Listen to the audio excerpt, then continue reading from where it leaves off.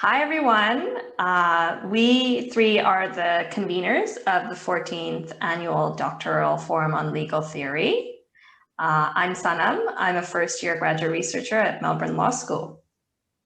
I'm Roanna. I'm a first-year graduate researcher at Melbourne Law School. And I'm Georgie, and I'm a first-year MPhil candidate at Melbourne Law School.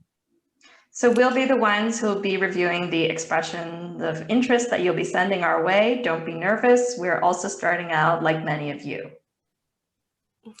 The annual Doctoral Forum on Legal Theory is an interdisciplinary workshop hosted by graduate researchers just like us.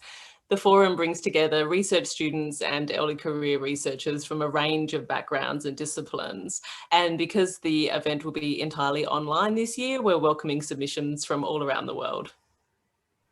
The theme for this year's forum is Utopia and the Legal Imagination.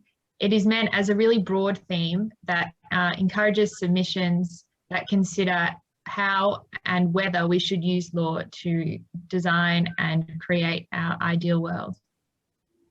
So if you got excited from that little description, find out more from the website.